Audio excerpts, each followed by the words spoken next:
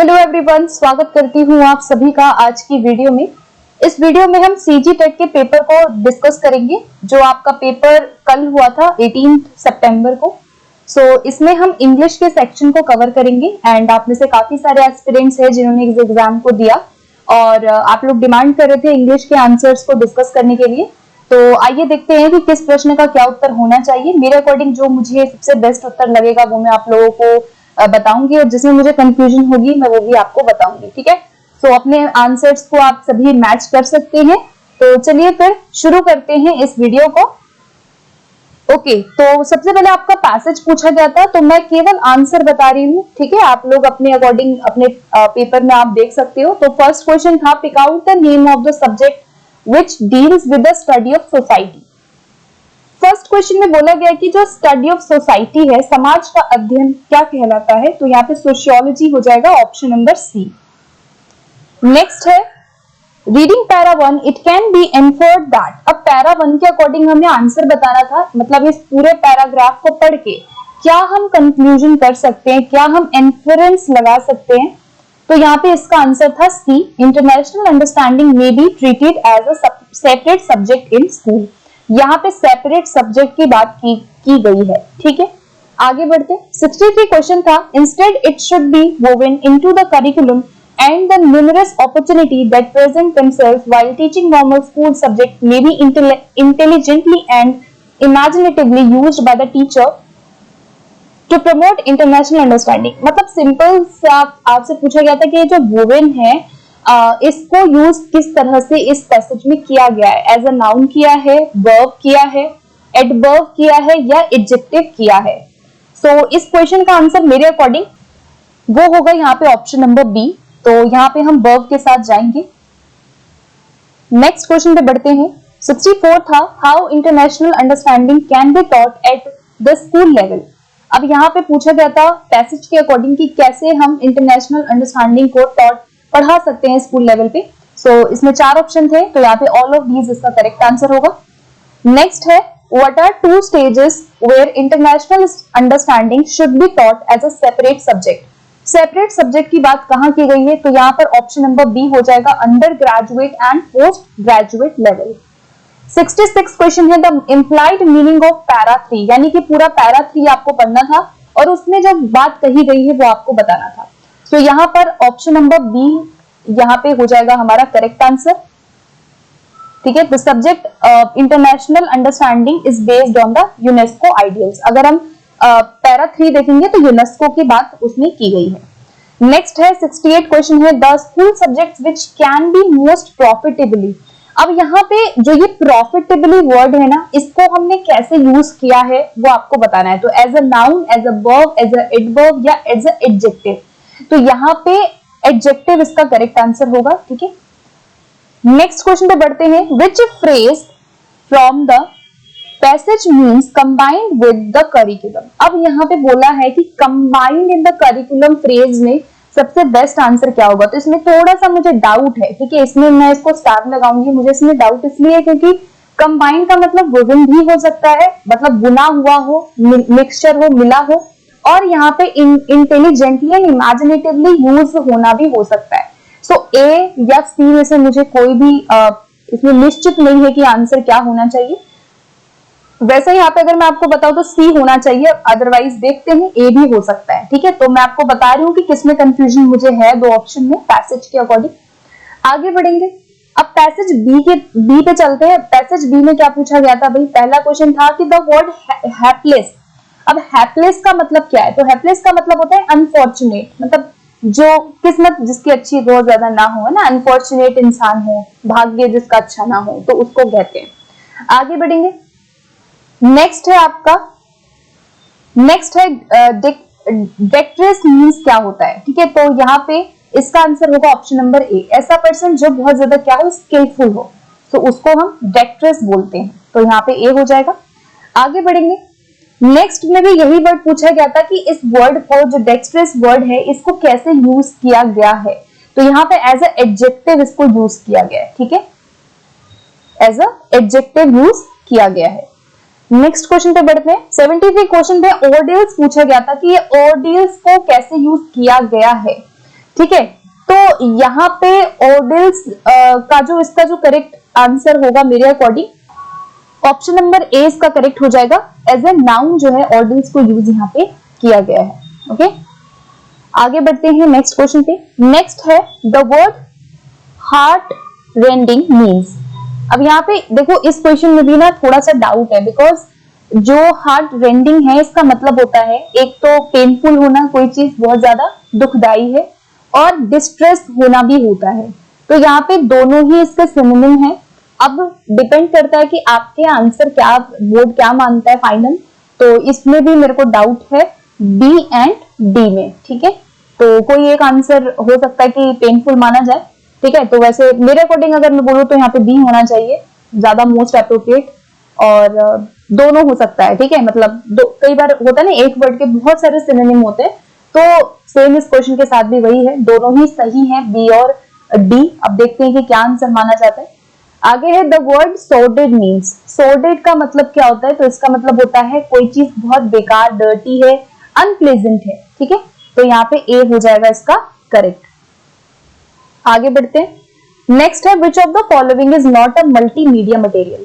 अब multimedia material कौन सा नहीं होगा, तो इस क्वेश्चन का जो करेक्ट आंसर होगा वो होगा option D, collage of paper cutting. मतलब पेपर कट करके कोलाज बनाना मल्टीमीडिया के अंदर नहीं आएगा। बाकी लैंग्वेज लेबोरेटरी आईसीटी का हिस्सा है, मल्टीमीडिया का हिस्सा है।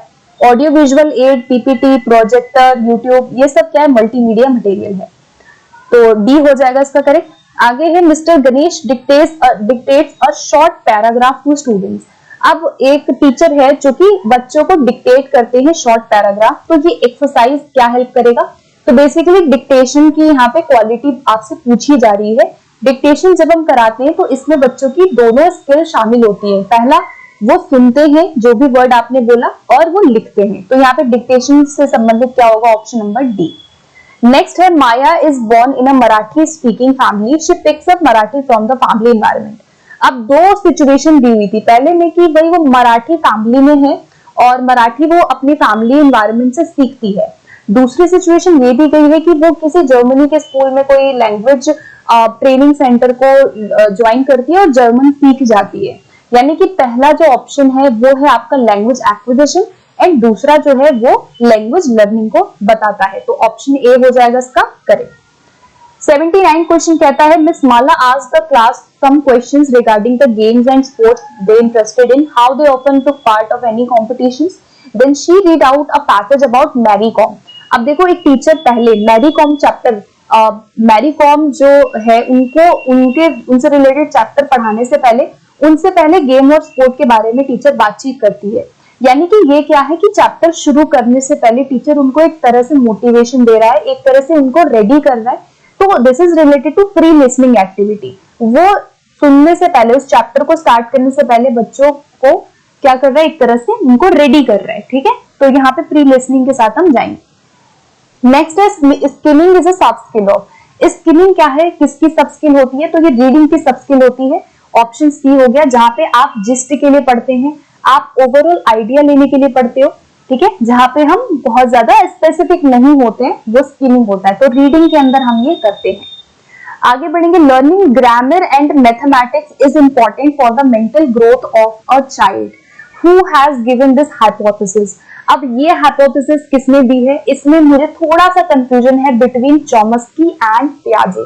ठीक है, तो मैं इसको स्टार लगाती हूँ, एक आंसर में नहीं बता सकती, बिकॉज पियाजे बहुत ज्यादा मेंटल ग्रोथ की बात करते हैं। उन्होंने भाषा की बात, ग्रामर की बात भी की है, और वो मैथमेटिक्स को भी, लॉजिक को भी बहुत ज्यादा फोकस करते थे।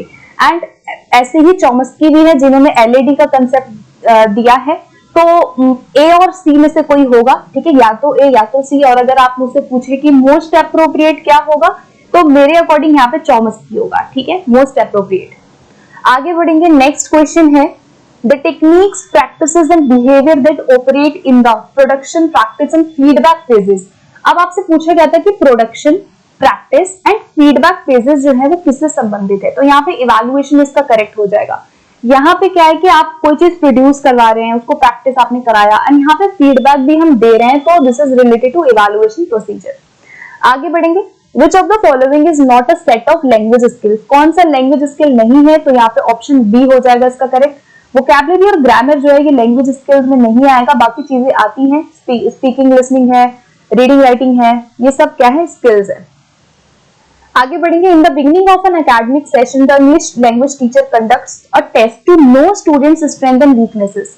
अब टीचर बच्चों के बारे में स्ट्रेंथ, उनकी जो उपलब्धियां हैं, जो उनको आता है, और उनकी जो वीकनेसेस हैं, उसके लिए टेस्ट को कंडक्ट कर रहा है। तो ये जो टेस्ट है ये किससे संबंधित होगा? So this is related to diagnostic test. यहाँ पे टीचर डायग्नोस कर रहा है, पता लगा रहा है कि उनको कितना आता है और कितना नहीं आता है। ठीक है, आगे बढ़ते। Why is remedial teaching required in the domain of ELT? अब इंग्लिश लैंग्वेज टीचिंग में रेमिडियल टीचिंग जरूरी क्यों है? क्योंकि ये इंक्लूसिव है, बिल्कुल ठीक है। लर्नर को पेस मिलता है, अपने तरीके से सीखता है लर्नर, ठीक है। और यहाँ पे स्कैफोल्डिंग दी जाती है, हेल्प दी जाती है, बिल्कुल ठीक है। तो यहाँ पे ऑल के साथ हम जाएंगे। ठीक है, रेमिडियल टीचिंग का मतलब ये है कि जहाँ पे आप सपोर्ट दे रहे हो, दूर कर रहे हैं आप उनके गैप। आगे बढ़ेंगे। नेक्स्ट क्वेश्चन है, Navneet can speak English and Punjabi while speaking in English. Sometimes he starts speaking in Punjabi without changing the topic. It is called. अब ये क्वेश्चन आपका कहां से आया है? मल्टीलिंग्विलिज्म से ये क्वेश्चन आपका आया है। ठीक है, यहाँ पे कि नवनीत 2 भाषा जानता है और वो इंग्लिश बोलते बोलते पंजाबी में क्या कर रहा है? स्विच कर रहा है। आप देख रहे हो ना, बोलते बोलते पंजाबी में क्या कर रहा है? वो स्विच कर रहा है। ठीक है, स्विच कर दिया पंजाबी में। तो ये this is related to code switching. Code switching में क्या होता है कि आप एक भाषा से दूसरे भाषा में एक स्विच लाते हो, चेंज लाते हो। ठीक है, तो दिस इज कोड स्विचिंग। आगे बढ़ेंगे। नेक्स्ट क्वेश्चन है, when an error recurs in language despite being corrected. ये बहुत अच्छा क्वेश्चन पूछा गया था, काफी अलग। इसका आंसर होगा फॉसिलाइजेशन। ठीक है, इसमें देखो क्या है कि कोई गलती होती है, उस गलती को जब आप बार बार दोहराते हो, जब आप कोई गलती हैबिट बन जाए, है ना, उसको आप करेक्ट नहीं कर रहे हो और वो आपकी हैबिट बन चुकी है, तो उस एरर को हम फॉसिलाइजेशन कहते हैं। ठीक है, आगे बढ़ेंगे। The primary purpose of introducing rhymes in. अब देखो, एलिमेंट्री लेवल पे राइम इंट्रोड्यूस करने का प्राइमरी पर्पस क्या होता है? ठीक है, तो इंटरटेन करना, बिल्कुल ये नहीं होगा कि केवल इंटरटेन हम कर देंगे या नए शब्दों को सिखा देंगे। सबसे अच्छा क्या है कि बच्चा रिसेप्शन कर पाएगा, प्रोडक्शन कर पाएगा। प्रोडक्शन मतलब कि स्पीकिंग कर पाएगा, लिख पाएगा। रिसेप्शन मतलब सुन पाएगा, बोल पाएगा। तो यहाँ पे सी ऑप्शन क्या होगा इसका? करेक्ट होगा। 89 क्वेश्चन है, Angela loves reading short stories. अब एक स्टूडेंट है जिसको शॉर्ट स्टोरीज पढ़ना पसंद है एंड फिक्शंस, वो फिक्शन पढ़ती है, मतलब वो काल्पनिक जो कहानियां हैं उसको पढ़ती है। She finished reading Harry Potter day before yesterday. She did not read it out any obligation or any examination. वो किसी एग्जाम के लिए नहीं पढ़ रही, ना ही वो किसी बहुत टेस्ट के लिए पढ़ रही है या किसी स्पेसिफिक एम के लिए पढ़ रही है, वो सिर्फ अपने मजे के लिए पढ़ रही है। यानी कि ये जो है एक्सटेंसिव रीडिंग का पार्ट है। This is called extensive reading, जिसको हम नॉन डिटेल्ड रीडिंग भी बोलते हैं। और यहाँ पर वो प्लेजर के लिए पढ़ रही है, फन के लिए पढ़ रही है, एंजॉयमेंट के लिए पढ़ रही है ना। तो डी इसका करेक्ट आंसर होगा। लास्ट क्वेश्चन देखेंगे। An assessment by which a learner's performance is measured against his or her own previous performance is called. ये क्वेश्चन काफी अच्छा पूछा गया था कि एक लर्नर की जो परफॉर्मेंस है वो उसके पुराने परफॉर्मेंस से क्या की जा रही है? मैच की जा रही है। मतलब एक आप उसके अनुसार उसको आप असेस कर रहे हो। तो दिस इज रिलेटेड टू, ये है आपका इप्सेटिव रेफरेंस असेसमेंट। काफी अलग क्वेश्चन पूछा गया है। ठीक है, हालांकि हम लोग नॉर्म और क्राइटेरियन पढ़ते आ रहे हो, लेकिन एक और असेसमेंट होता है जिसको इप्सेटिव रेफरेंट असेसमेंट कहते हैं। तो यहाँ पे लर्नर का सेल्फ जो इवैल्यूएशन है वो होता है। तो यहाँ पे सेल्फ आ जाता है कि उसकी लर्निंग का उसी की लर्निंग से ही कर रहे हो, कंपैरिजन किसी और से नहीं कर रहे हो। तो यहाँ पे ए हो जाएगा इसका correct answer. Okay, so I hope guys आप लोगों को सारे क्वेश्चन समझ में आ गए होंगे, आप लोगों ने अपने क्वेश्चंस मैच किए होंगे। जिन क्वेश्चन में मुझे डाउट था वो मैंने आपको बता दिया, otherwise most of the questions are right. Okay, तो मिलते हैं फिर अगली वीडियो में। और किसी और आपको डिमांड है किसी और सब्जेक्ट की तो आप मुझे वो भी बता सकते हो। एंड चैनल पे पहली बार है तो आप जुड़ सकते हैं चैनल पे आगे अपकमिंग प्रिपरेशन के लिए। सो मिलते हैं फिर नेक्स्ट वीडियो में। Thank you.